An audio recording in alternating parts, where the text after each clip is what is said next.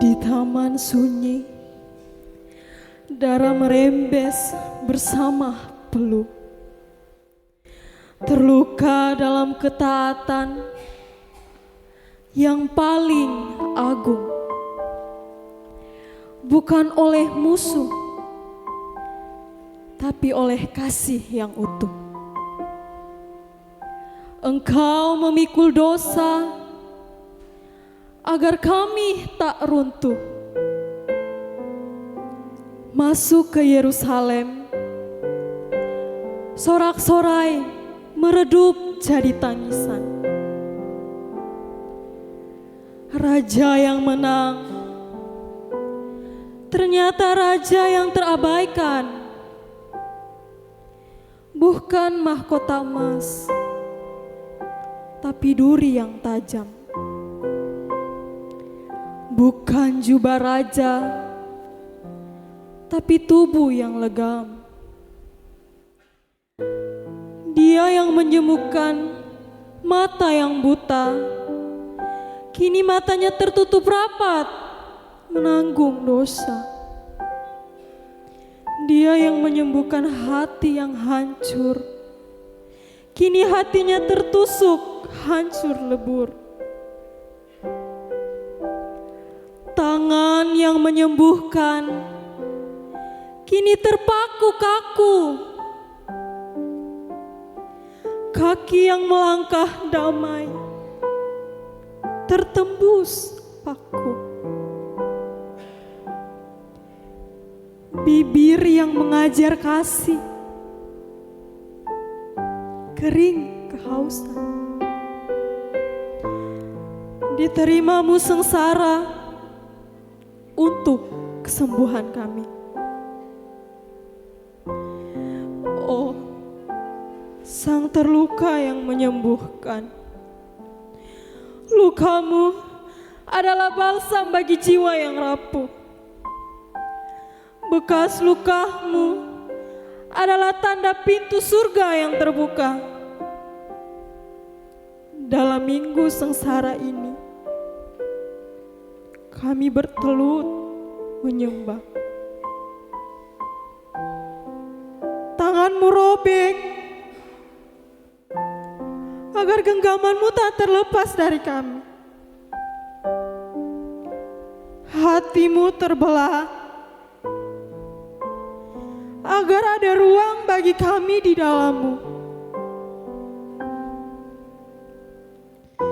Luka-lukamu adalah perantaraan anugerah. Mengalirkan darah dan air, menyucikan yang lelah. Engkau terluka Tuhan, supaya patahnya hidup kami menjadi utuh kembali. Dalam sengsaramu, kami melihat keajaiban bahwa lukamu, Tuhan, adalah sumber kesembuhan kami. Minggu terakhir sebelum mahkota penderitaan, lukamu kini menjadi saksi tentang kasih yang bertepi, tentang pengampunan yang tak terbatas. Kami menyembah Sang terluka yang tak membalas saat disiksa, yang justru menyembuhkan saat dirinya dilukai. Dalam lukamu, kami temukan arti hidup. Dalam salibmu, kami temukan jalan pulang.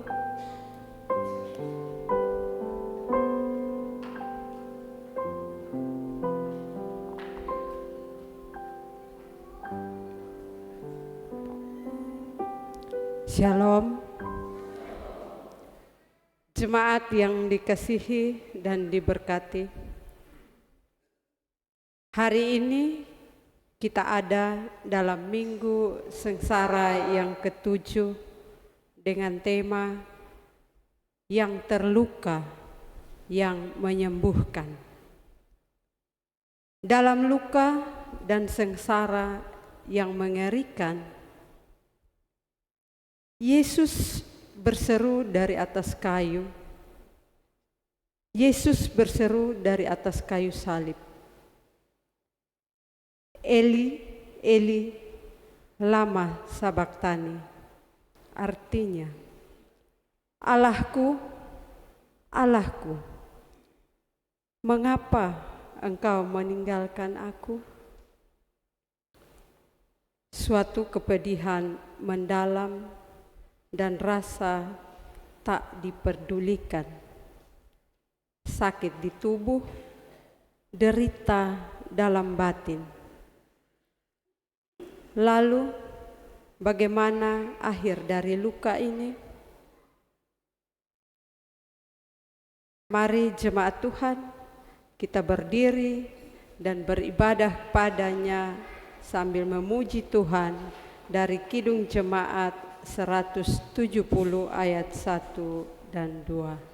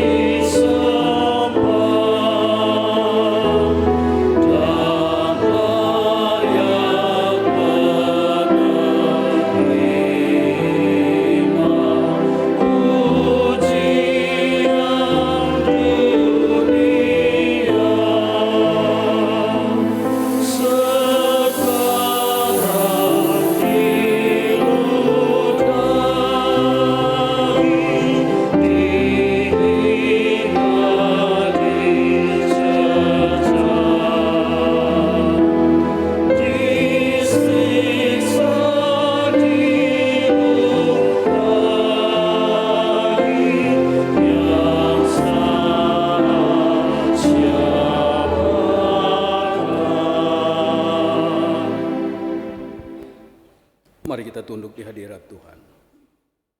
Satu hati kita memohon pertolongan Tuhan dalam ibadah Minggu Sengsara ke-7 saat ini.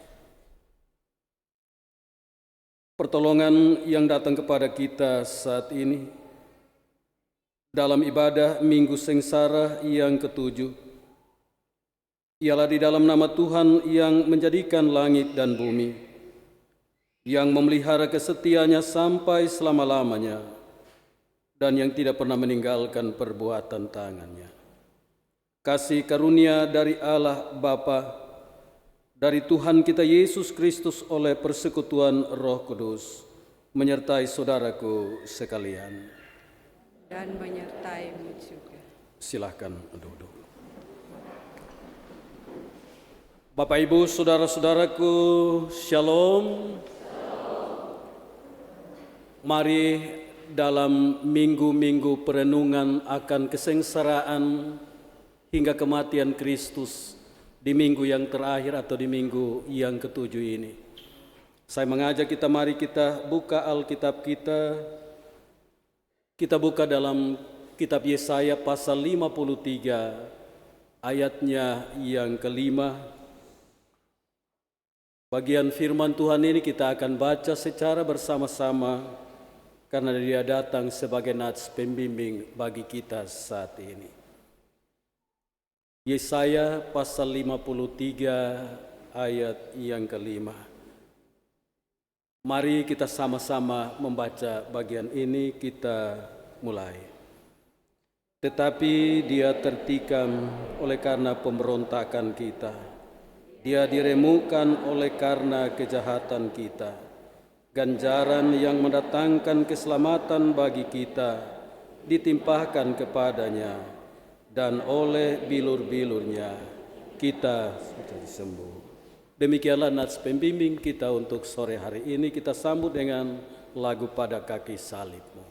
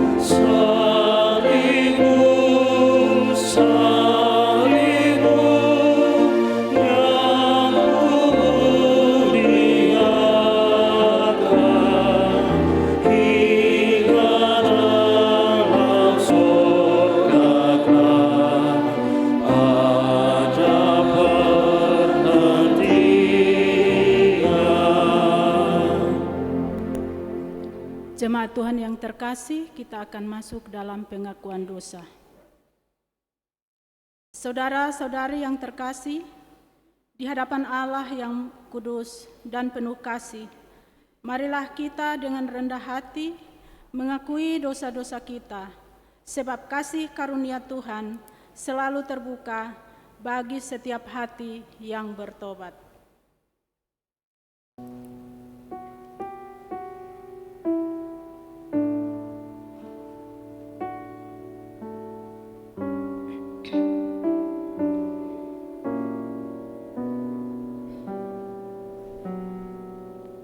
Mari kita berdoa.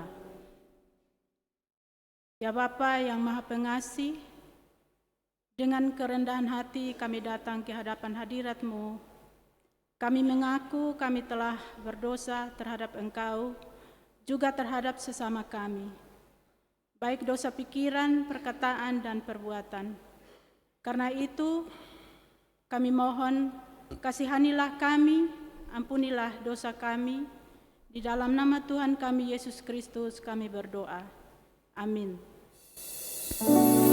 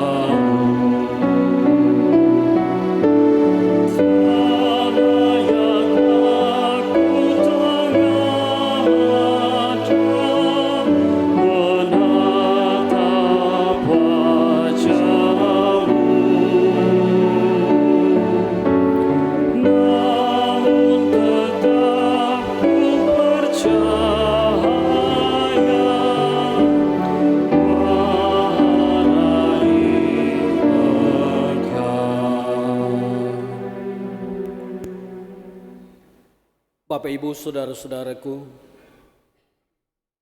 kalau dalam ruang doa pengakuan dosa kita tadi, kalau sungguh-sungguh hati dan iman kita tujukan kepada Yesus yang tersalib, Dia mati karena dosa-dosa kita. Maka saya percaya Bapak Mama akan datang dalam kesungguhan hati, mengakui semua salah dan dosa itu. Dan hanya mereka yang dengan tulus dan ikhlas mau mengaku dosa di hadapan Tuhan, mereka itulah yang layak untuk menerima berita anugerah dari Allah.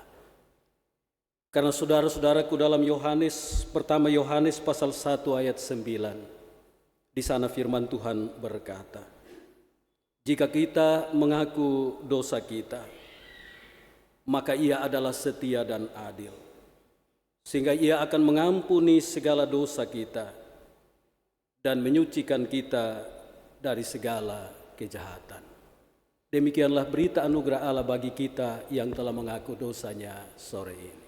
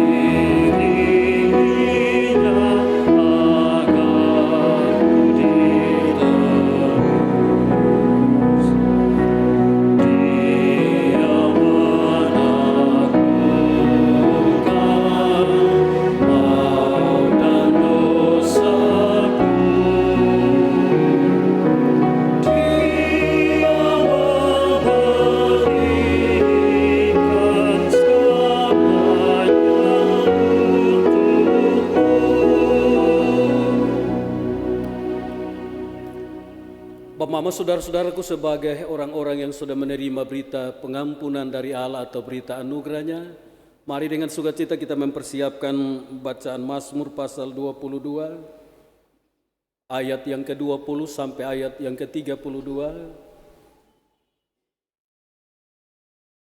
Bagian firman Tuhan ini kita akan baca secara berbalasan. Nanti kalau masih ada jemaat yang datang, tolong yang di belakang kasih tahu, maju saja di bagian kursi paduan suara.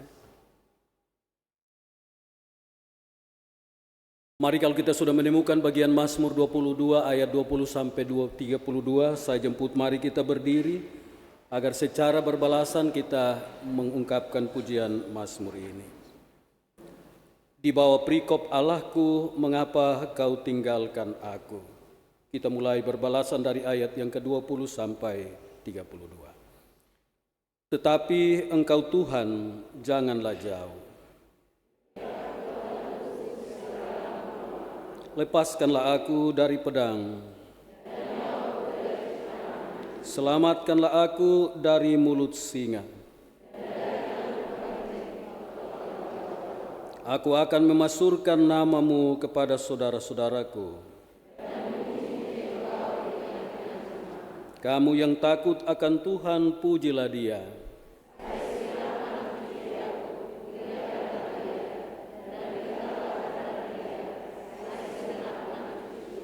Sebab Ia tidak memandang hina ataupun merasa jijik.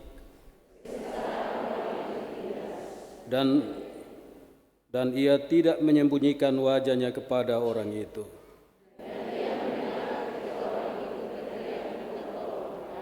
Karena Engkau, aku memuji-muji dalam jemaah yang besar. Orang yang rendah hati akan makan dan kenyang.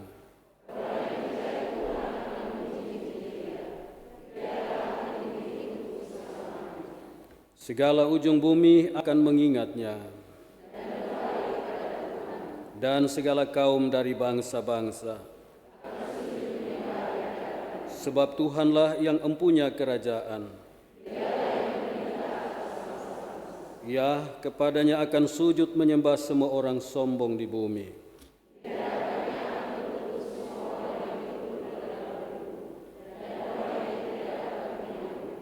Anak-anak cucu akan beribadah kepadanya.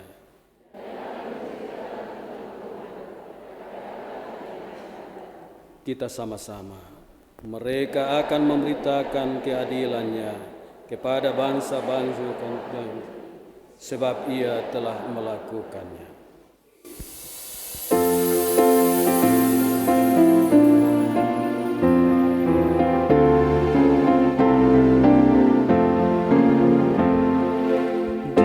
Salib Yesus di Kalvari, usahkan dosaku yang kecil, oleh darahnya aku bersih, puji namanya,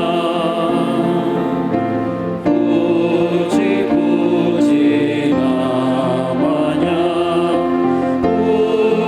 Puji namanya, oleh darahnya aku bersih. Puji namanya. Silahkan duduk. Kita mempersiapkan bacaan firman Tuhan dalam Yesaya pasal 53 ayat 1 sampai 12.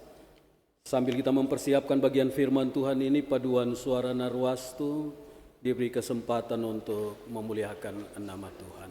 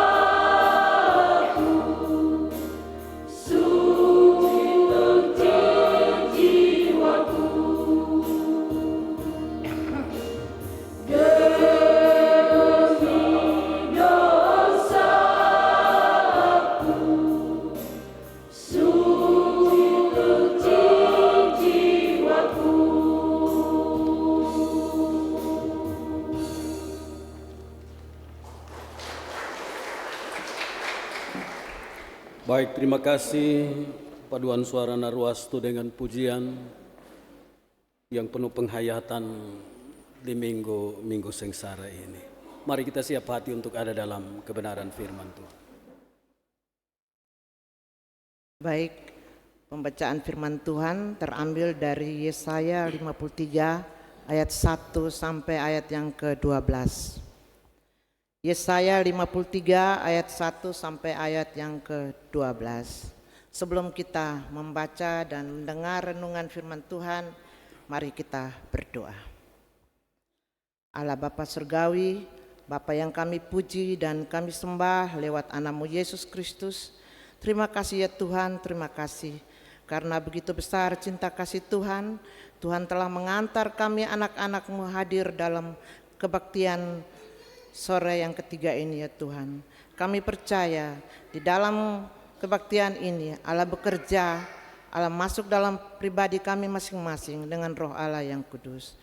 Sekarang tiba saatnya kami akan membaca dan mendengar renungan firman Tuhan. Kami percaya Allah ada bersama kami. Berkati Bapak Pendeta yang akan menyampaikan firman kebenaran-Mu ya Tuhan. Agar supaya firman yang kami dengar, kami boleh bawa pulang dan laksanakan itu dalam kehidupan kami hari lepas hari.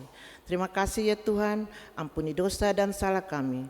Dalam kasih Kristus kami datang dan berdoa kepada Bapa di surga. Amin. Pembacaan firman Tuhan terambil dari Yesaya 53 ayat 1 sampai ayat yang ke-12. Sebelum kita membaca, saya mohon jemaat berdiri. Di bawah perikop hamba Tuhan yang menderita.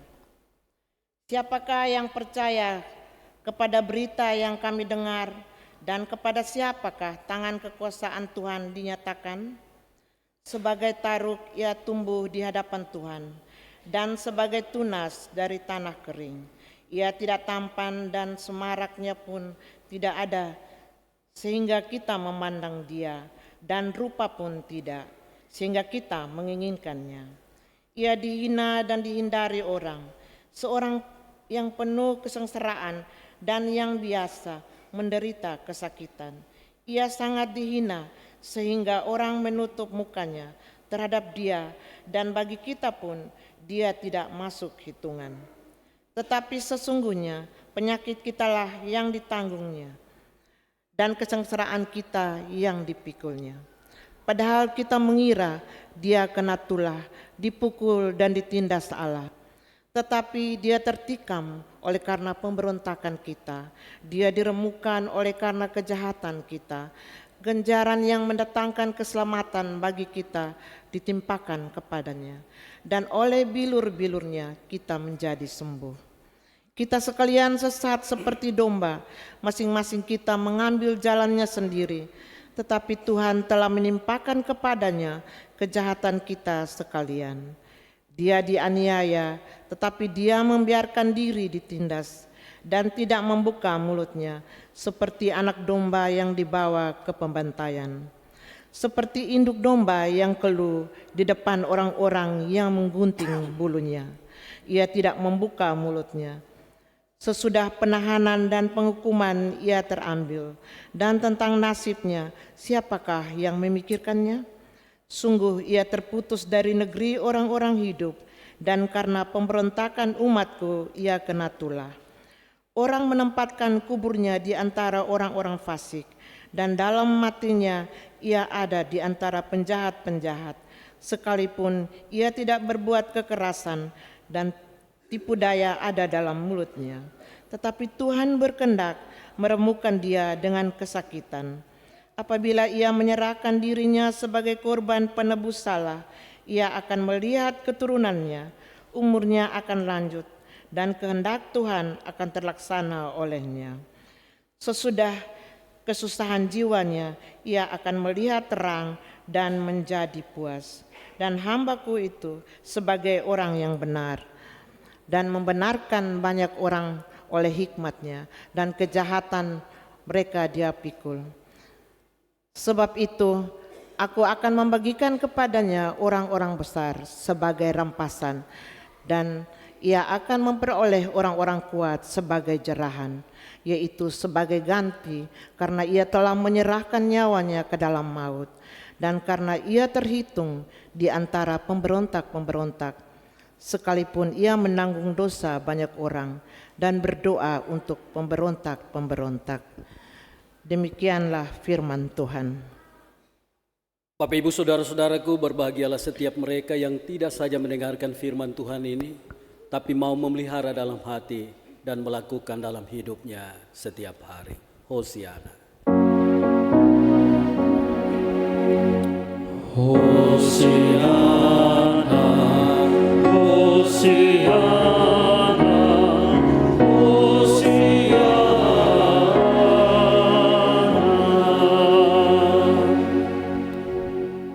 Silahkan duduk kembali.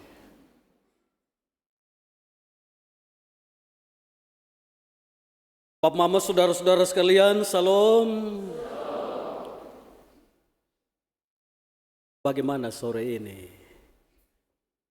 Masih ada sukacita? Amin. Kalau semua ada sukacita,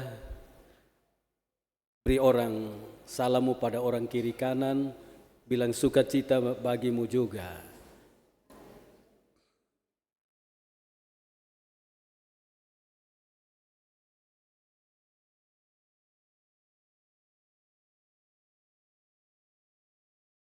Baik Bapak Mama, saudara-saudaraku, ini minggu terakhir.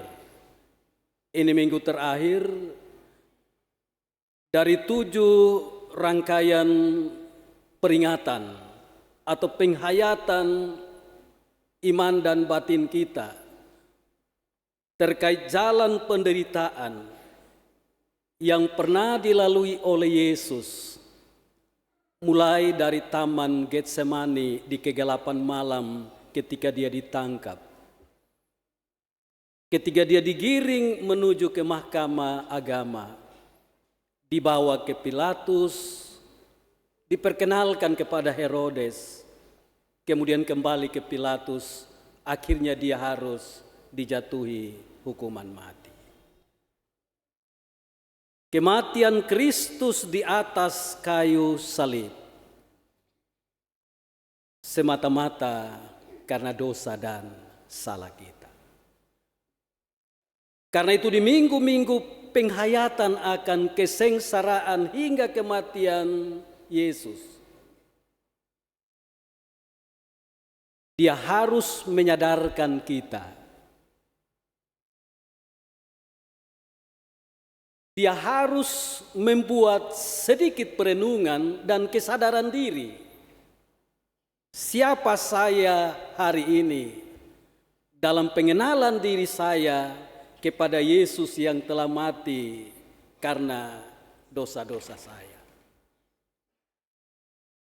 Karena Bapak Mama, saudara-saudaraku, meskipun setiap tahun kita selalu merenungkan makna penderitaan Kristus karena dosa dan salah kita, sayangnya belum semua orang menyadari ketika dia melakukan kesalahan, ketika dia melakukan pelanggaran, dia mau mengakui kesalahan dan dosanya. Bahkan sekalipun harus mendapatkan hukuman, dia bilang memang beta layak untuk dihukum. Bapak Mama, sore hari ini saya ingin angkat satu istilah yang semoga kita juga pernah dengar. Dan moga-moga kita bukan pelakunya dalam tanda petik. Istilah itu semacam bahasa kiasan. Istilahnya kambing hitam. Sekali lagi kambing hitam. Tapi kambing hitam yang saya maksudkan ini bukan kambing yang bulunya hitam. Bukan. Pernahkah Bapak Mama dengar bahasa orang tua atau orang-orang di sekitar kita bilang, sebenarnya lu, tapi lu mengkambing hitamkan dia. Istilah kambing hitam ini sebenarnya istilah kiasan yang ditujukan kepada mereka yang seharusnya pantas dihukum, tetapi karena berbagai macam alibi, dia akhirnya menuduh orang lain, dia mengkambing hitamkan orang lain, agar orang itu bisa dikenakan hukuman dan kesalahan. Sementara dia sebagai pembuat kesalahan, dia ada dari kejauhan, hanya sekedar menatap. Sementara dia yang dikambing hitamkan itu harus menerima hukuman, harus menerima ganjaran oleh karena perbuatan, oleh karena kesalahannya. Bapak Mama, saudara-saudaraku, ini istilah yang sebenarnya tidak asing bagi kita. Bahkan istilah yang sebenarnya punya latar belakang dalam Alkitab. Istilah mengkambing hitamkan orang lain karena kesalahan kita. Jadi Bapak Mama, saudara-saudaraku, di kalangan orang Israel ada satu jenis perayaan hari raya, itu namanya hari raya pendamaian atau hari raya penebusan. Bahasa Ibraninya bilang Yom Kippur, hari raya penebusan. Itu kita bisa lihat dalam, saya tadi malam baca dalam Imamat pasal 16 ayat 7 sampai dengan ayat yang ke-10. Nah, menjelang hari raya pendamaian atau hari raya penebusan, orang-orang Israel yang merasa dirinya pernah melakukan kesalahan, pernah berdosa, dosa macam apa saja, itu mereka akan berarak menuju ke Bait Allah Yerusalem dalam perayaan hari pendamaian itu. Kemudian di sana, di Bait Allah Yerusalem, mereka akan menyerahkan 2 ekor kambing. 2 ekor kambing. Yang oleh beberapa ahli itu bilang itu 2 ekor kambing itu bulunya hitam. Nanti ini 2 ekor kambing ini Bapak Mama saudara-saudaraku dibawa di hadapan imam yang bertugas untuk menyampaikan persembahan korban penghapus dosa kepada Tuhan Allah. Dan terhadap 2 ekor kambing itu Bapak Mama, itu akan dilakukan undi. Imam setelah memakai jubah baju efodnya, dia akan membuang undi terhadap 2 ekor kambing ini. Dan dua-duanya pasti dikorbankan dalam tanda petik.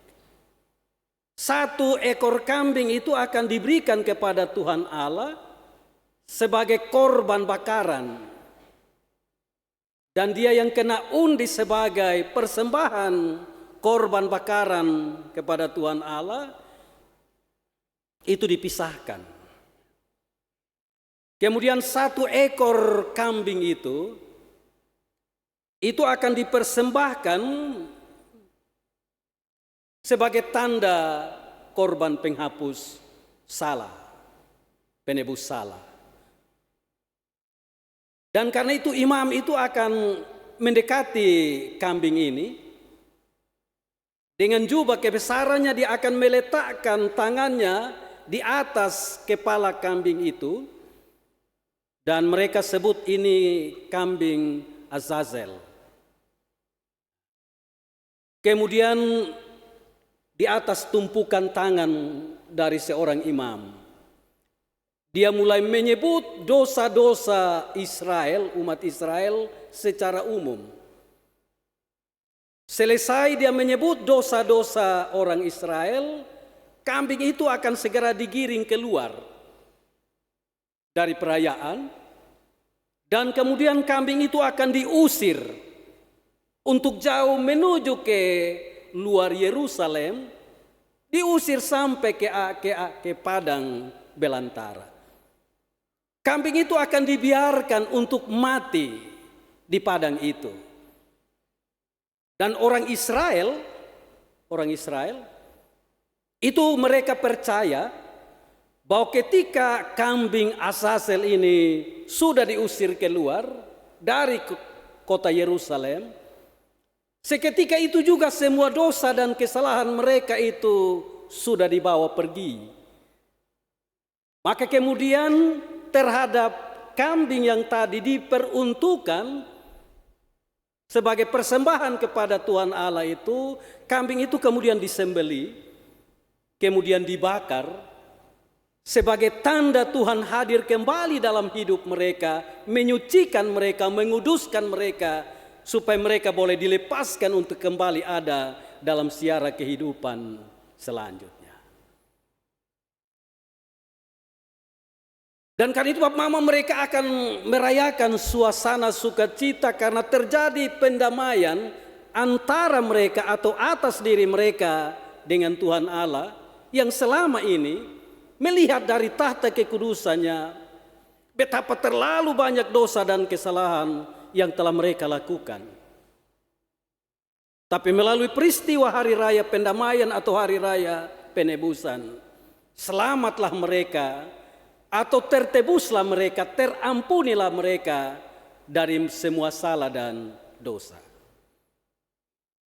Bapak Mama, saudara-saudaraku, saya angkat ini istilah kambing hitam ini untuk coba kita renungkan. Seberapa banyak di antara kita yang tidak pernah malu-malu telah mengorbankan sesamanya yang tidak pernah salah, dan karena itu dia melukai sesamanya, bahkan dengan hati yang penuh sukacita, merasa tidak bersalah, terus melakukan perbuatan dosa dan salah, karena pikirnya kalau hari kemarin dia menjadi kambing hitam, masih ada orang lain yang bisa saja dia kambing hitamkan, sementara dirinya sendiri terus terlena untuk terus melakukan kejahatan, perbuatan dosa dan kesalahan. Ini penting untuk kotong renungkan Bapak Mama, saudara-saudaraku, karena di dunia ini tidak ada manusia yang tidak pernah melakukan kesalahan dan dosa. Semua orang pernah melakukan pelanggaran, melakukan dosa dan kesalahan. Dan sebenarnya sebagai anak-anak Tuhan kita harus menyadari bahwa di mata Tuhan Dia mengenal siapa kita sesungguhnya. Kita ini adalah buah ciptaan tangan Tuhan yang paling mulia, tapi kita terbuat dari tanah, kitalah debu. Dan karena itu selalu saja terjadi ruang dan kesempatan untuk manusia bisa saja jatuh ke dalam dosa, untuk melakukan pelanggaran, untuk melakukan kesalahan. Dan Bapak Mama, saudara-saudaraku, di mata Tuhan itu tidak pernah ada kata terlambat. Bagi setiap mereka yang menyadari kesalahan dan dosanya dan segera datang merapat ke bawah kaki salib Yesus untuk memohon pengampunannya, untuk memohon kepada Tuhan, hidupnya diterima kembali, hidupnya dibaharui, hidupnya dikuduskan dan disucikan.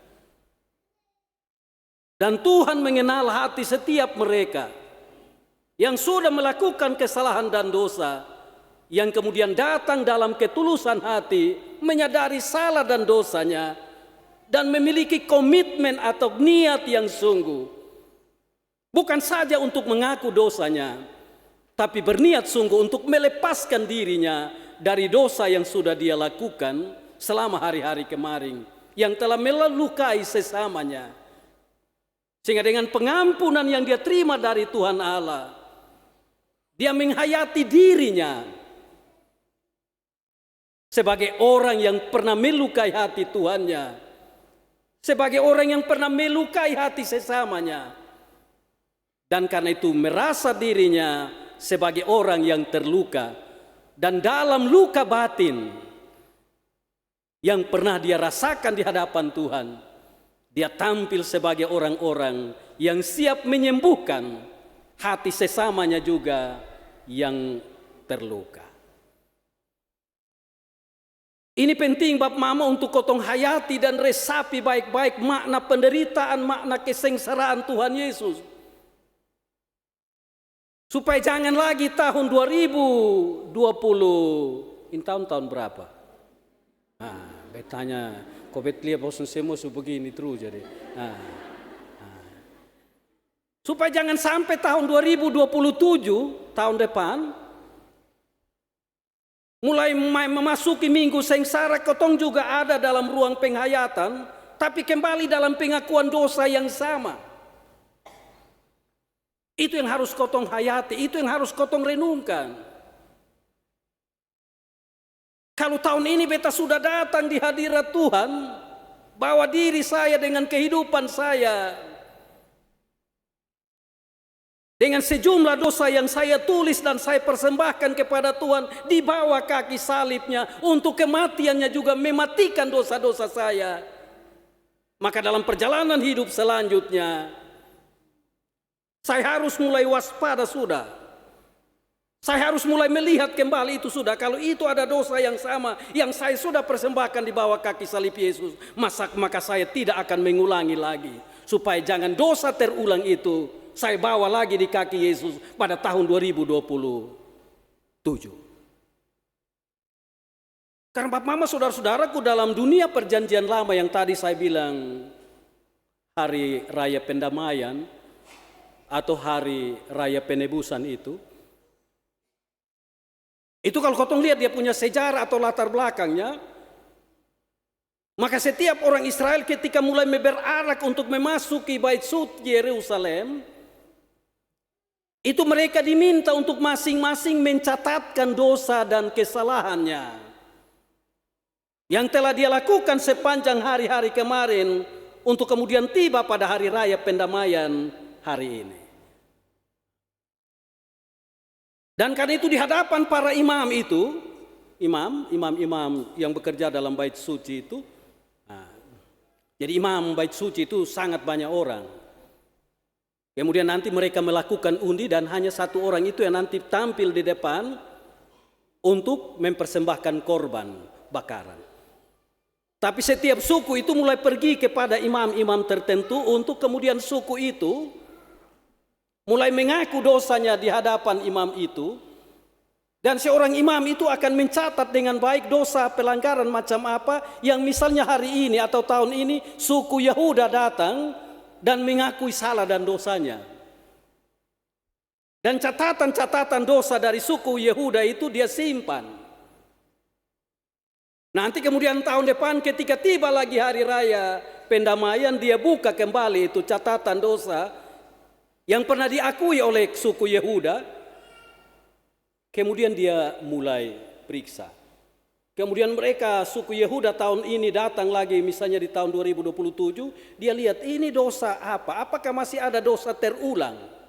Apakah masih ada dosa ulang tahun lagi yang dilakukan oleh orang Yehuda? Itu nanti dapat teguran keras.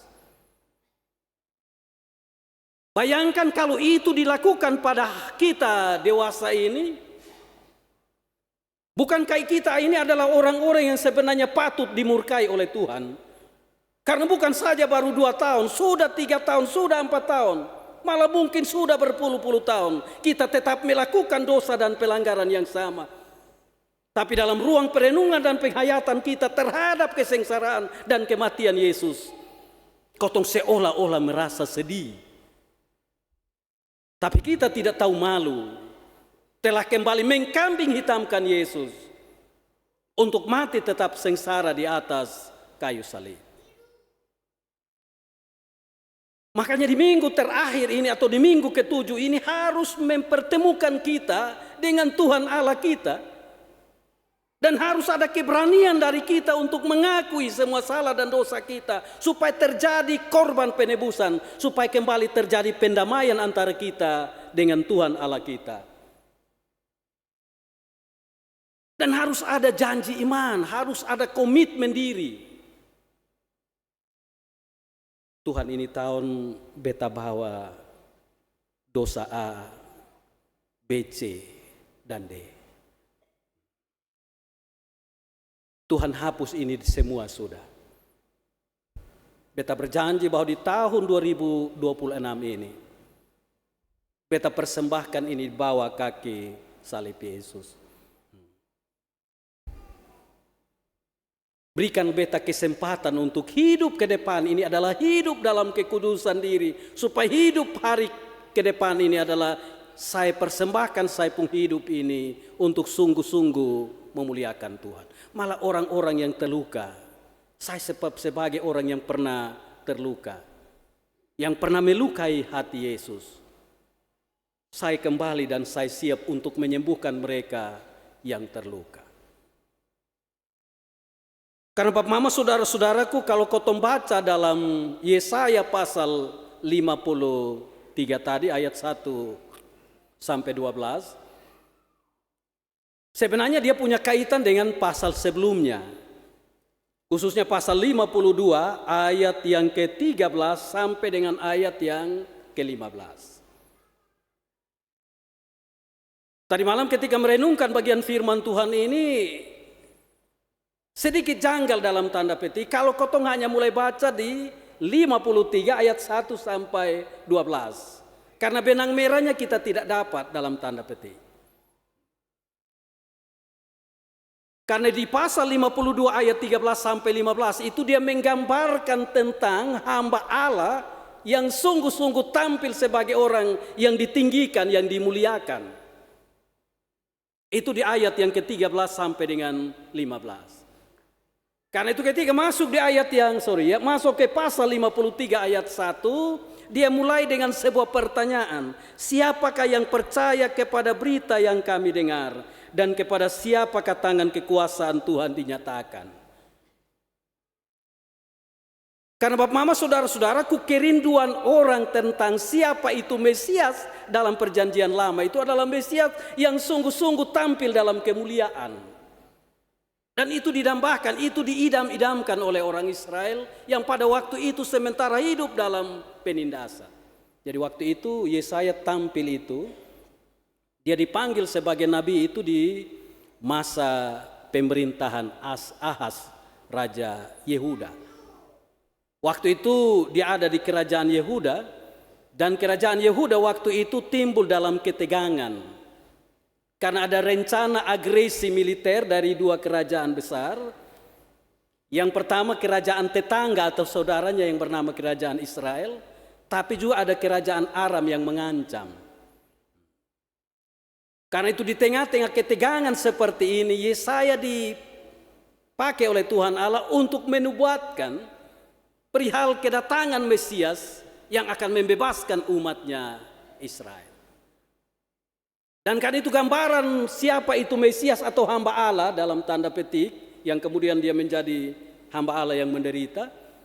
Di pasal 52 ayat yang ke-13 sampai 15 itu kau baca itu tampilannya sungguh sangat luar biasa. Tapi kemudian untuk menyadarkan orang-orang Israel bahwa hamba Tuhan itu nanti akan datang,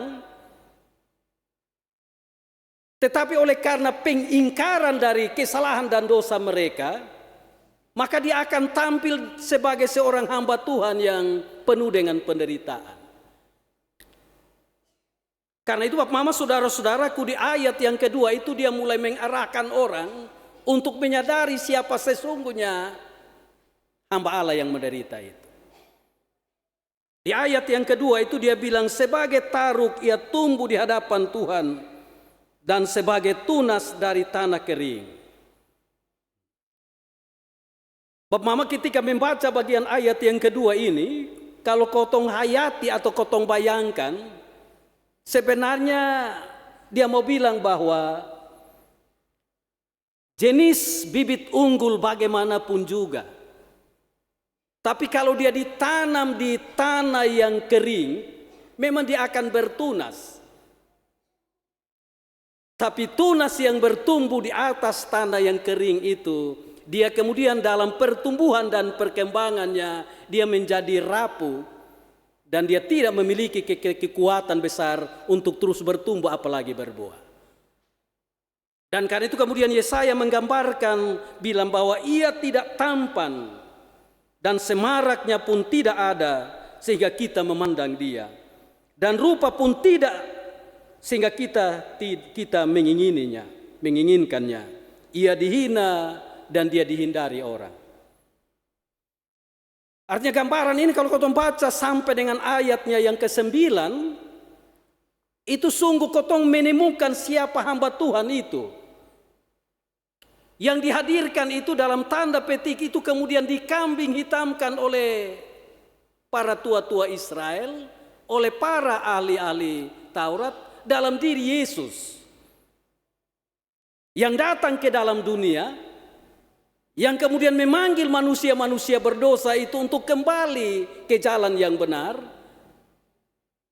Tapi oleh karena mereka itu sudah terlalu kita bilang enjoy dengan keberdosaannya, maka memang mereka akan sungguh-sungguh datang untuk mendekati Yesus.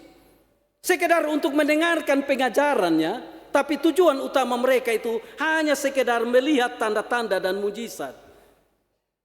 Mereka hanya senang untuk bahwa mereka punya pergumulan di bawah kaki si Yesus. Untuk kemudian mereka dilepaskan, untuk kemudian mereka dibebaskan.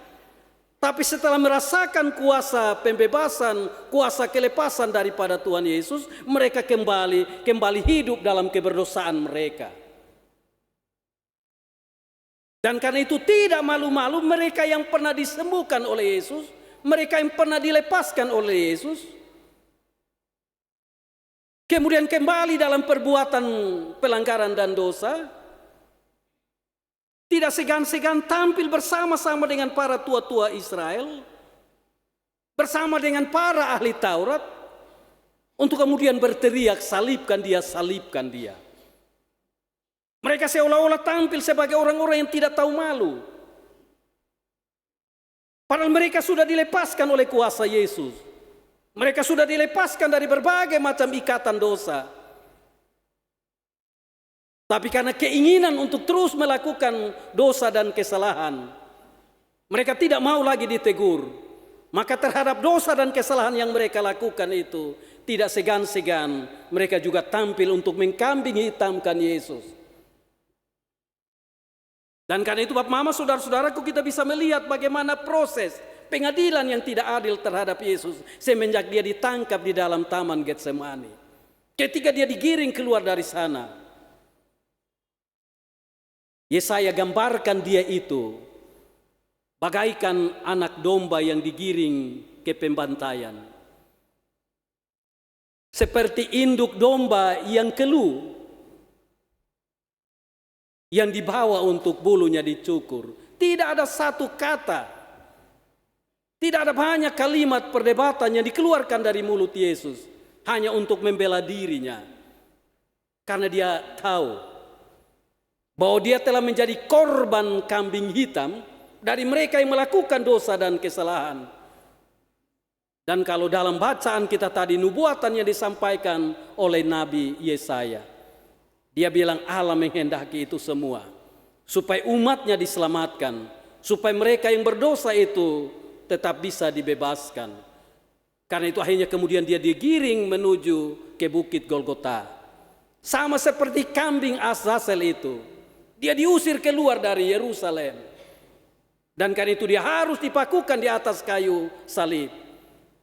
Dan dengan kematiannya di atas kayu salib, orang-orang bersuka cita di kota Yerusalem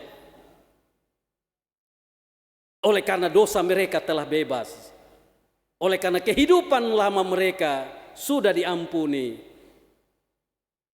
Dan karena itu sekalipun dia mati di atas kayu salib, tidak ada tanda penyesalan sedikit pun dari salah dan dosa mereka yang mengakibatkan matinya Yesus di atas kayu salib.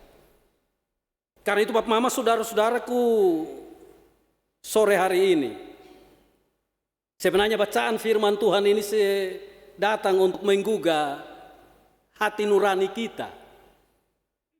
Sebagai orang-orang yang sering kali melakukan kesalahan, tapi tidak segan-segan kita tampil untuk hidup seolah-olah tidak pernah melakukan kesalahan.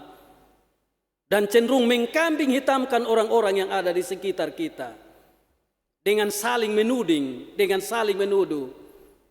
Walaupun akibat kesalahan dan perbuatan kita itu orang lain harus menjadi korban. Sadarlah bahwa Tuhan selalu siap menyambut kita, meskipun kita pernah melukai orang-orang di sekitar kita. Dia tidak pernah menolak setiap mereka yang datang menghampiri dia, baik dalam ruang ibadah maupun dalam ruang doa-doa pribadinya. Dia tetap sedia membuka telinga pengasihannya. Dia tetap sedia mengulurkan tangannya untuk merangkul kita. Tapi di balik pendengarannya itu, di balik rangkulan kasihnya itu, mata iman kita harus tertuju ke atas kayu salib. Bahwa dalam rangkulan kasih Allah yang mesra itu terjadi oleh karena peristiwa salib di Golgota. Dan ketika kita sudah adalah dalam rangkulan kasihnya, kita harus menangis dalam pelukannya, menangisi salah dan dosa kita. Dan dalam dekapannya yang penuh kasih itu, kita harus berani membisikkan di telinga Tuhan kita, Tuhan, saya mau berjanji meninggalkan cara hidup lama saya. Tolong beri roh-Mu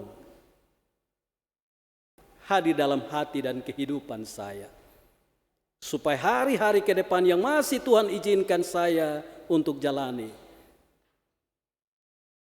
adalah hidup dalam memuliakan nama Tuhan. Saya akan hadir di setiap sesama saya yang pernah saya lukai, untuk saya hidup dalam kebersamaan yang saling menyembuhkan. Karena saya pernah terluka dan saya juga siap untuk menjadi penyembuh bagi mereka yang kemudian terluka, baik oleh karena ulah saya maupun oleh ulah orang lain. Biarlah di minggu sengsara menuju ke Jumat Agung, kita sungguh-sungguh berani mencatatkan sejumlah dosa dan salah kita, supaya pada Jumat Agung itu nanti kita persembahkan semua dosa kita, sama seperti imam di Bait Allah Yerusalem. Kita datang mengakui semua salah dosa kita itu, supaya imam agung kita Yesus Kristus itu memikul semuanya itu, supaya hidup kita adalah hidup yang baru, hidup yang sungguh-sungguh memuliakan nama Tuhan. Tuhan memberkati kita dengan firman-Nya sore ini. Amin. Kita akan mendengarkan pujian dari vokal grup SOG.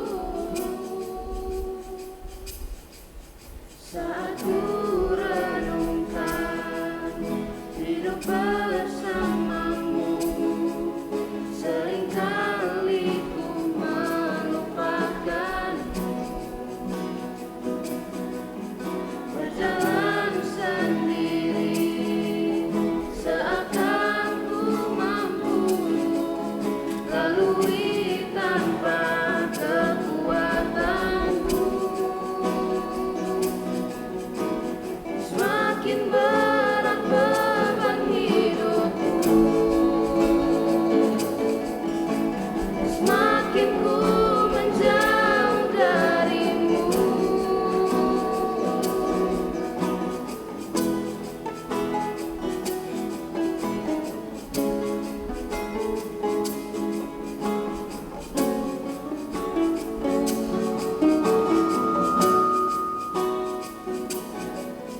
Saat ku renungkan hidup bersamamu, seringkali ku melupakanmu.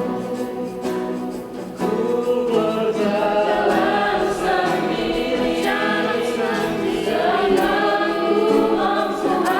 ku lalui tanpa kekuatanmu. Semakin berat beban hidupku, semakin ku menjauh darimu.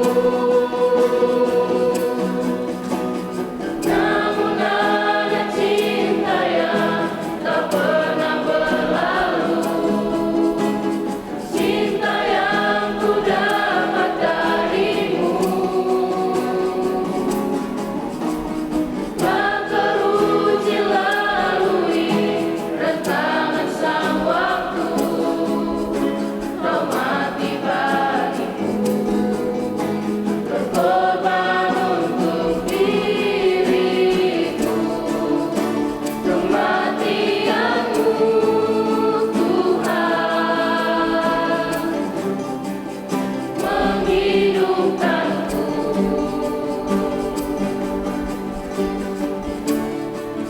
menghapus dosa-dosa,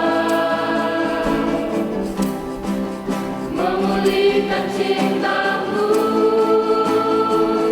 cinta-Mu.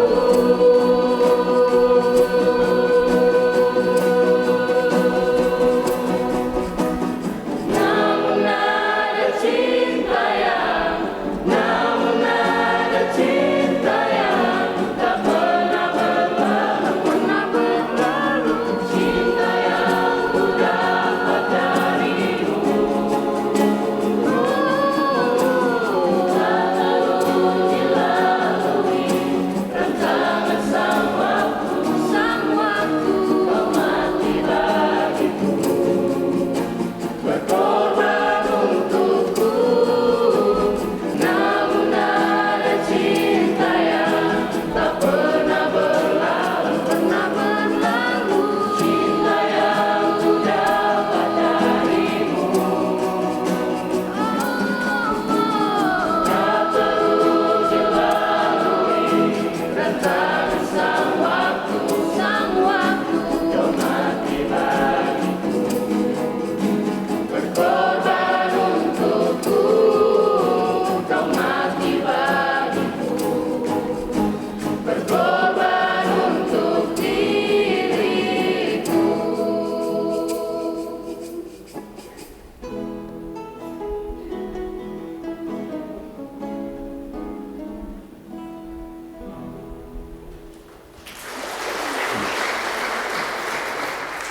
Baik, terima kasih untuk persembahan pujian dari vokal grup SOG. Tuhan terus memberkati semangat orang-orang muda. Jemaat Tuhan, saya jemput kita mari berdiri untuk kita mengikrarkan pengakuan iman kita bersama dengan semua orang Kristen di segala tempat dan pada segala waktu. Baiklah kita mengucapkan pengakuan iman rasuli. Kita mulai. Aku percaya kepada Allah, Bapa yang Maha Kuasa, Halik langit dan bumi, dan kepada Yesus Kristus, anaknya yang tunggal, Tuhan kita, yang dikandung daripada Roh Kudus, lahir dari anak darah Maria, yang menderita di bawah pemerintahan Pontius Pilatus, disalibkan, mati dan dikuburkan, turun ke dalam kerajaan maut. Pada hari yang ketiga, bangkit pula dari antara orang mati, naik ke sorga, duduk di sebelah kanan Allah, Bapa yang Maha Kuasa, dan akan datang dari sana untuk menghakimi orang yang hidup dan yang mati. Aku percaya kepada Roh Kudus, gereja yang kudus dan am, persekutuan orang kudus, pengampunan dosa, kebangkitan daging, dan hidup yang kekal.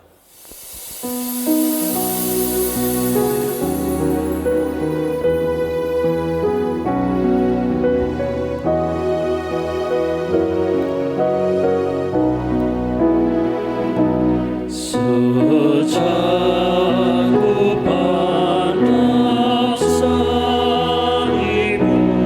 dengan iman teguh,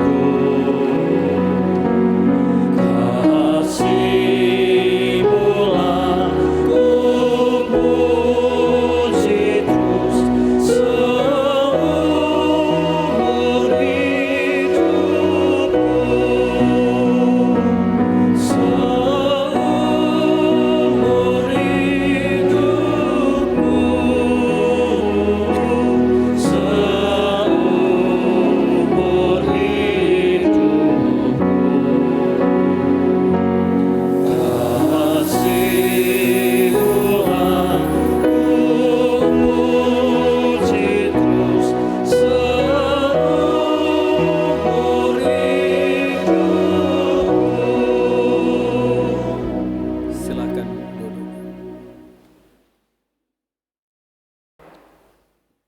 Jemaat yang terkasih, marilah kita memberikan persembahan kita dengan terus percaya bahwa sesungguhnya kita ini memberi dari apa yang telah kita peroleh dari Tuhan.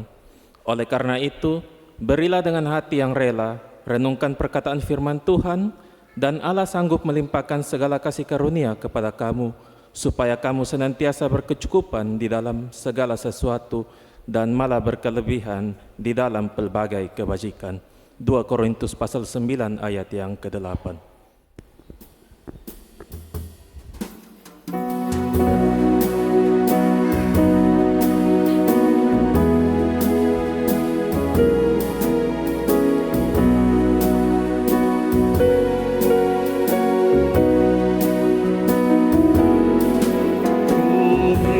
Berikan bagimu tubuhku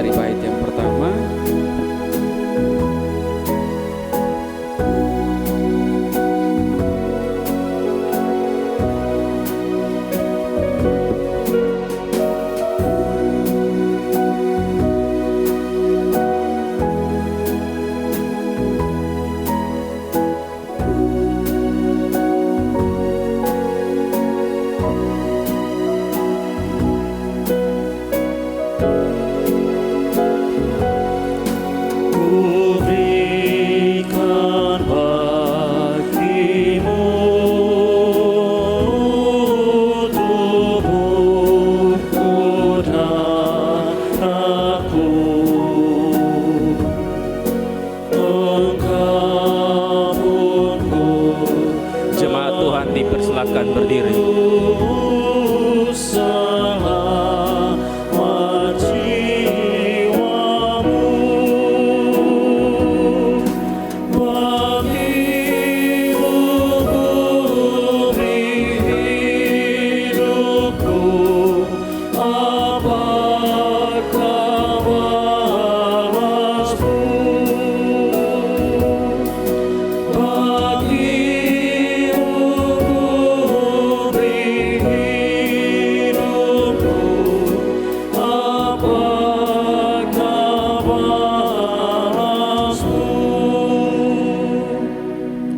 Mari kita berdoa. Ya Bapa yang Maha Kasih dan Pemurah, terima kasih atas berkat yang Engkau berikan kepada kami. Pada saat ini kami datang, membawa persembahan kami ke hadapan-Mu. Segala yang kami miliki adalah pemberian dari-Mu, dan dengan hati penuh syukur, kami mengembalikan sebagian darinya sebagai ungkapan kasih dan iman kami. Kami mohon, terimalah persembahan ini, kuduskan dan pakailah untuk pekerjaan pelayanan-Mu dan bagi kemuliaan nama-Mu, serta untuk memperluas kerjaan-Mu di dunia ini. Berkatilah setiap persembahan yang kami berikan, dan ajarlah kami untuk memberi dengan sukacita dan penuh kasih kepadamu. Dalam nama Tuhan Yesus Kristus, kami berdoa dan mengucap syukur. Amin.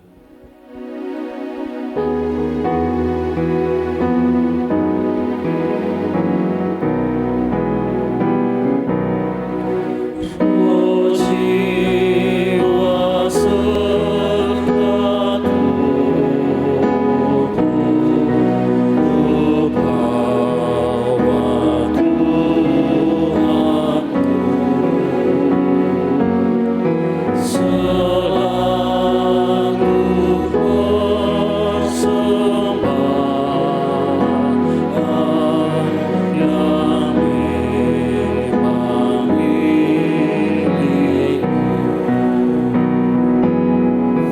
Di mesbahku tertaruh iman dan penebus,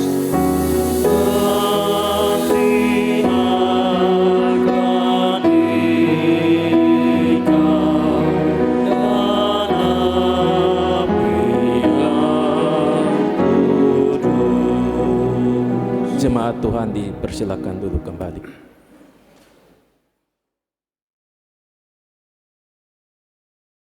Bapak, Mama, saudara-saudaraku,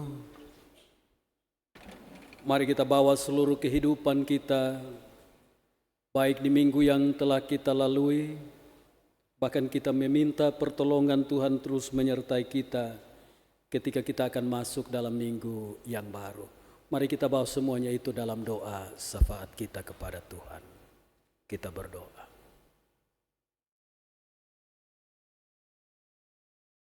Ya Tuhan, Engkau Bapa yang penuh kasih setia dan rahmat. Kasih-Mu sungguh nyata di dalam diri Yesus Kristus yang kami imani sebagai Tuhan Juru Selamat kami. Ia telah merelakan dirinya dipakukan di atas kayu salib hanya oleh karena cintanya kepada kami umat miliknya. Pengorbanannya telah mengarahkan kami untuk menyadari kehidupan kami sesungguhnya di hadirat-Mu. Kadang-kadang kami selalu datang di hadirat Tuhan, memohon pengampunan daripada-Mu. Tetapi berulang kali pula kami selalu melakukan kesalahan dan dosa yang sama. Hari ini ketika kami ada dalam ruang perenungan kebenaran firman-Mu, hanya satu kami minta kepadamu. Tambahkanlah Roh Kudus-Mu dalam hati kami Bapa. Kuasailah seluruh kehidupan kami, hati, pikiran, perkataan, dan perbuatan kami. Sebab hanya oleh kuasa Roh Kudus-Mu hidup kami akan sungguh-sungguh dikuasai dan dikendalikan. Karena itu sebagai orang-orang yang sudah ditebus oleh pengorbanan Kristus Yesus itu, ajarlah kami untuk selalu ada dalam ruang penyerahan diri kami kepadamu. Karena hidup yang kami jalani hari ini, ada begitu banyak godaan kehidupan. Ada muncul banyak pencobaan-pencobaan yang datang menggoda dan mengganggu kami. Sehingga jika Roh Kudus-Mu tidak menguasai kehidupan kami, bahkan ketika roh keakuan kami malah dirasuk oleh roh-roh kepentingan dunia ini, maka siapalah kami Tuhan yang bisa berdiri di hadirat-Mu untuk hidup dalam memuliakan Tuhan. Biarlah di penghayatan akan kematian Yesus Kristus tahun ini, di Jumat Agung nanti, kami mau membawa seluruh kehidupan kami untuk Tuhan tebus kami, untuk Tuhan suci kuduskan kami, supaya kami mau belajar bagaimana hidup membalas kasih kebaikan Tuhan dengan mempersembahkan hidup ini untuk memuliakan Tuhan melalui sesama kami. Kami akan hadir untuk membalut dan menyembuhkan mereka, karena kami juga adalah orang-orang yang pernah terluka dan melukai hati Tuhan. Terima kasih Tuhan dalam ketenangan diri kami saat ini. Sebenarnya ada banyak hal yang kami gumuli dalam kehidupan ini. Baik dalam rumah tangga keluarga kami, ketika kami ada sebagai seorang suami yang juga hadir sebagai ayah dari anak-anak, bahkan dipercaya untuk mengepalai keluarga kami sebagai kepala keluarga. Kuatkan dan teguhkan kami Bapa, karena begitu banyak beban-beban kehidupan yang harus kami tanggung. Karena itu sertai kami ketika kami ada di tempat usaha dan kerja kami. Biarlah ketika kami melakukan semua pekerjaan kami dengan kesungguhan hati, betapapun, berapapun berkat yang mengiringi di tempat usaha dan kerja kami, tapi karena kami melakukan dengan penuh tanggung jawab, maka meskipun berkat itu tidak seberapa, tapi karena tangan Tuhan tertumpang atas berkat yang kami terima, akan mampu untuk memenuhi seluruh kebutuhan hidup rumah tangga keluarga, bahkan menjamin kebutuhan pendidikan bagi masa depan anak-anak kami. Sebagai seorang istri, ibu dari anak-anak, beri kami roh hikmat-Mu, beri kami juga kekuatan dan kesehatan ketika kami juga bekerja untuk menunjang ekonomi keluarga. Biarlah dengan kekuatan itu kami mampu untuk melakukan pekerjaan-pekerjaan kami. Bahkan dengan hikmat yang Tuhan taruh dalam diri kami mampu untuk mengelola berkat-berkat Tuhan, sehingga kami mampu tampil sebagai seorang ibu yang bijaksana, yang dapat mengurus rumah tangga keluarga. Berkati anak-anak kami mulai dari mereka yang masih bayi belita, anak kecil, remaja, pemuda, sampai mereka yang sudah dewasa. Anak-anak ini pemberian-Mu Tuhan. Mampukan kami untuk kami mampu mendidik dan mengarahkan mereka dalam mencapai masa depan yang telah Tuhan Allah rancangkan bagi mereka. Kuatkan rumah tangga keluarga kami Bapa terhadap berbagai macam rongrongan dunia, agar diri kami sebagai suami sungguh-sungguh mencintai dan mengasihi istri kami. Bahkan kami sebagai seorang istri, kami mampu memberi tempat yang layak kepada suami kami. Kami menghormati dia, sehingga dalam rumah tangga keluarga kami, baik di antara kami suami istri, kami hidup dalam kasih. Dan karena itu anak-anak kami bangga terhadap diri kami, bahwa mereka begitu bangga punya orang tua bapa dan mama seperti kami yang mengasihi dan mencintai mereka. Kami menyerahkan usaha dan pekerjaan kami dalam tangan-Mu Bapa,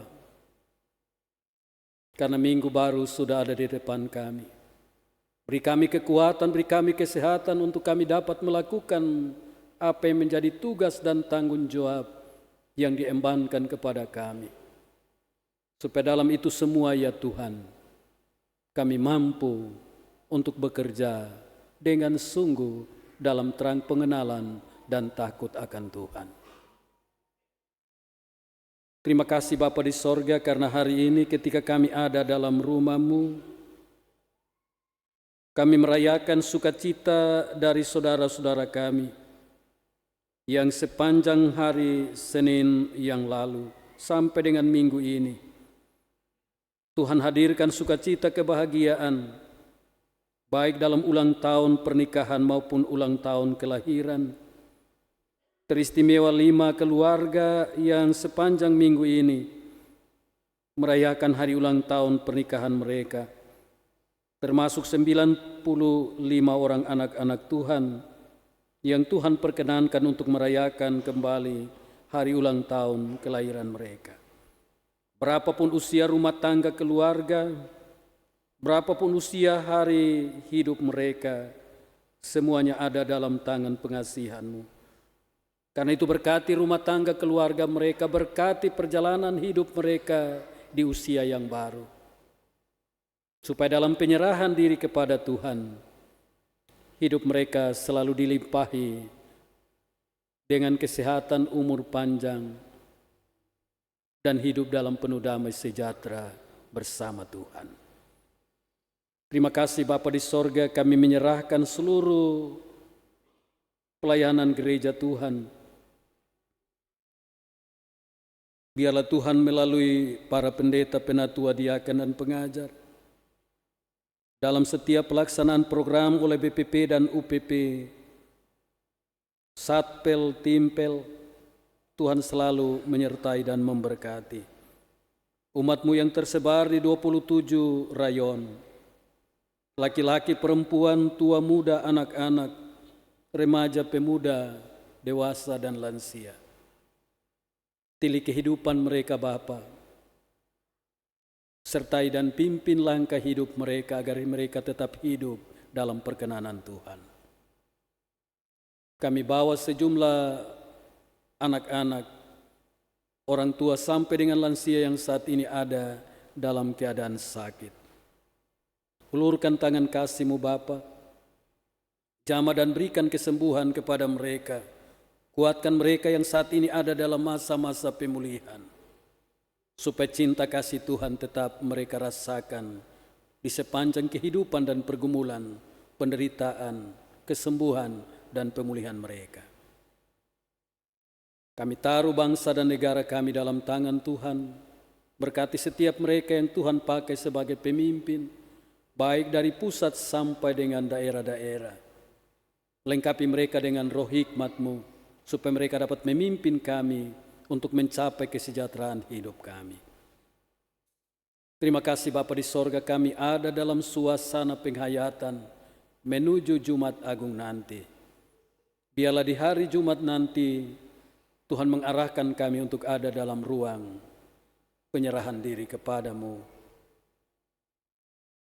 Kami juga ada dalam persiapan kami untuk merayakan perjamuan kudus di perayaan Jumat Agung ini. Berkati hamba-hamba Tuhan yang mempersiapkan diri untuk kebaktian persiapan perjamuan kudus. Persiapan mereka kami taruh dalam tangan Tuhan. Bahkan dalam perjamuan kudus yang akan berlangsung pada hari Kamis nanti, Tuhan berkati umat-Mu agar mereka dapat mengambil bagian di dalamnya. Kami bawa seluruh kehidupan kami dalam tangan-Mu. Yang terluka saat ini, Tuhan balut mereka, agar mereka yang terluka juga mampu untuk tampil sebagai penyembuh-penyembuh bagi mereka yang terluka. Ampuni salah dosa kami Bapa, dalam nama Tuhan Yesus kami berdoa. Amin. Kita dengarkan warta jemaat. Shalom, Majelis Jemaat menyampaikan salam damai sejahtera kepada seluruh jemaat Maranatha serta jemaat tamu yang hadir dalam ibadah Minggu Sengsara hari ini. Pendeta Vivi Siarbalo melayani ibadah pertama dan kedua, sedangkan Pendeta Yusuf Nakmova melayani ibadah ketiga dan keempat. Ibadah persiapan perjamuan kudus akan dilaksanakan pada hari Selasa, 31 Maret pukul 6 pagi dan 6 petang. Gladi perjamuan kudus akan dilaksanakan setelah ibadah persiapan perjamuan kudus kedua selesai. Perjamuan kudus Paskah akan dilaksanakan pada hari Kamis, 2 April pukul 6 pagi, 8 pagi, 4 petang, dan 6 petang. Ibadah Jumat Agung akan dilaksanakan pada tanggal 3 April pukul 8 pagi. Ibadah Paskah akan dilaksanakan pada hari Minggu, 5 April pukul 5 pagi setelah prosesi kemenangan Paskah. Ibadah Syukur Paskah akan dilaksanakan pada hari Senin, 6 April pukul 8 pagi. Paduan suara Haleluya dan paduan suara pemuda akan mengisi pujian pada ibadah Jumat Agung tanggal 3 April. Paduan suara Eklesia dan vokal grup El Sora akan mengisi pujian pada ibadah Paskah Minggu 5 April. Pelayanan baptisan kudus bulan April akan dilaksanakan pada hari Senin, 6 April pukul 8 pagi. Pendaftaran paling lambat pada hari Kamis, 2 April pukul 3 petang. Pengembalaan orang tua dan saksi pada hari Sabtu, 4 April pukul 10 pagi di gereja. Kaum lansia akan menyelenggarakan ibadah pada hari Senin, 30 Maret pukul 4 petang, bertempat di rumah Bapak Joel Maata, Rayon 16. Unit Pembantu Pelayanan PIPD dan Pendeta Vivi Siarbalo akan melaksanakan perkunjungan ke Persekutuan Doa Kalvari pada hari Senin 30 Maret pukul 4 petang. Sebanyak 51 jemaat telah menyelesaikan pembelajaran katekisasi pranika yang berlangsung secara luring dan daring pada 18 hingga 24 Maret lalu. Pada ibadah kedua hari ini, perwakilan calon pasangan yang akan menikah di tahun 2026 menerima penyerahan sertifikat pranikah secara simbolis. Unit Pembantu Pelayanan PAR telah memulai kegiatan pembelajaran kelas taruna dan remaja senior. Bagi jemaat yang ingin bergabung, dapat mengikuti kelas setiap hari Minggu pukul 10.30 pagi di gereja. Mohon bantuan orang tua untuk mengingatkan putra-putrinya. Panitia Pembangunan menginformasikan bahwa pembangunan Pastori 4 tahap kedua telah berlangsung sejak 14 Maret. Panitia saat ini sedang menghimpun kebutuhan material seperti besi beton 12, 10, dan 8 mili, kawat ikat, semen, pasir pasang, batu pecah, usuk, kayu bulat, paku 4, 5, 7, dan 10 cm, besi hollow galvanis 6 x 6 cm, seng BJLS 0,20, paku seng, dan lainnya. Untuk mempercepat proses pengerjaan, kami menerima dukungan jemaat dalam bentuk material maupun dana. Informasi lebih lanjut, jemaat dapat menghubungi Bapak Lobrik Sobaki, Bapak Domingus Hauteas, atau Bapak Joni Muskanan. Tim Pelayanan Hari Raya Gerejawi bekerjasama dengan Unit Pembantu Pelayanan Musik Gerejawi akan menyelenggarakan malam pujian dan perenungan iman dalam rangka perayaan Paskah. Acara ini mengusung konsep drama musikal bertajuk Semesta Bernyanyi yang akan berlangsung pada Sabtu 4 April pukul 7 malam di gereja. Pendeta Sepi Hawu akan melayani dalam ibadah ini. Mari rayakan sukacita Paskah dengan mengikuti pawai obor pada Minggu 5 April. Rangkaian acara akan dimulai pukul 3 dini hari dengan titik berkeberangkatan dari gereja. Kami menantikan partisipasi seluruh jemaat dalam menyemarakan fajar kemenangan ini. Tim pelaksana Bulan Budaya akan menyadakan kegiatan usaha dana pada ibadah pertama hingga keempat Minggu 12 April. Mohon dukungan jemaat dalam kegiatan ini. Kehadiran jemaat di ibadah Minggu 22 Maret mencapai total 1.798 jemaat, terdiri dari 731 jemaat laki-laki dan 1.067 jemaat perempuan. Gereja menerima persembahan berupa 1 lembar kain mimbar Minggu Sengsara dari satu keluarga di Rayon 25. Majelis jemaat menyampaikan terima kasih. Laporan keuangan periode 21 hingga 27 Maret mencatat saldo awal ditambah penerimaan Rp92.524.300. Pengeluaran Rp45.869.500. Saldo akhir Rp46.654.800. Penerimaan untuk pembangunan Rp4.835.500. Pengeluaran Rp37.950.000. Saldo akhir pembangunan Rp74.034.177. Koordinator Rayon harap mengkoordinasikan rencana waktu dan tempat syukur Paskah kepada sekretariat guna pengaturan jadwal kegiatan. Sekian warta minggu ini. Terima kasih. Tuhan Yesus memberkati. Bapak Ibu Saudaraku, kita sudah ada di penghujung ibadah, karena itu untuk pengutusan dan berkat saya jemput, mari kita berdiri. Bapak Ibu Saudara-saudaraku, di atas kayu salib Yesus berkata, "Ya Bapa, ampunilah mereka, sebab mereka tidak tahu apa yang mereka perbuat." Ini merupakan suatu seruan penyembuhan luka pada diri, sekaligus menyembuhkan mereka yang melukai, tanda kasih Tuhan yang tidak terbatas.